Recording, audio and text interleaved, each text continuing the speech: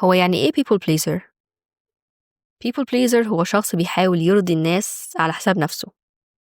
يعني مثلا لو بتتكسف تقول لأ حتى لو تعبان مشغول أو مش مرتاح، بتقول ماشي عشان خايف تزعل حد.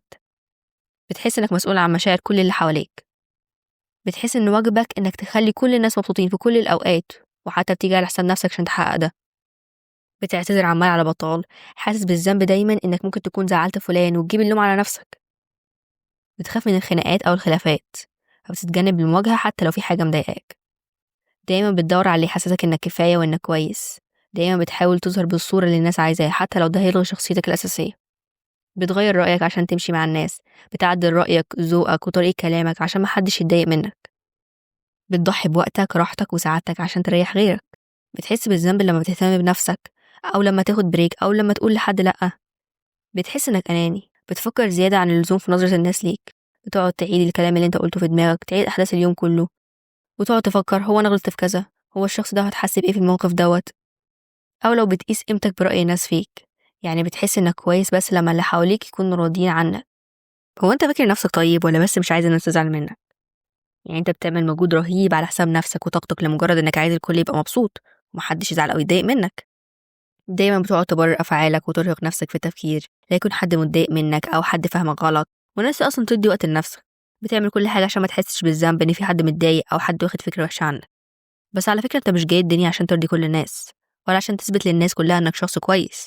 وانت بتحاول ترضي الناس كلها محدش هيقدر وقتك، محدش هيحترم وقتك ومجهودك بجد. إذا كان أنت أصلا مش محترم وقتك ولا مجهودك ولا تدي وقت لنفسك، لازم تتعلم تقول لأ.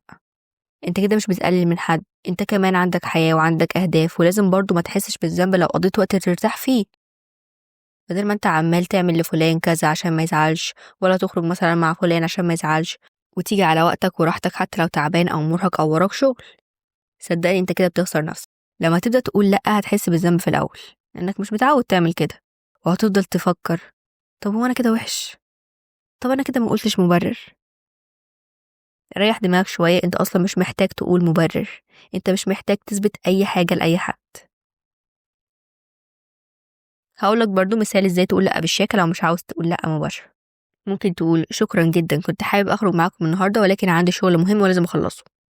شفت بسيطة ازاي؟ انت كده ما زعلتوش ولا جيت على نفسك ووقتك، ولا انت اناني ولا حاجة، انت بس واضح وصريح مع نفسك.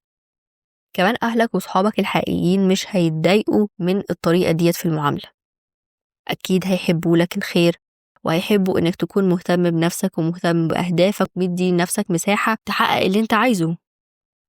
وبالعكس حبهم ليك مش هيقل أبدا، لأن هم أشخاص حقيقيين بالنسبة لك. ده كمان هيبدأوا يحترموا مجهودك ووقتك ويقدروه أكتر وأكتر.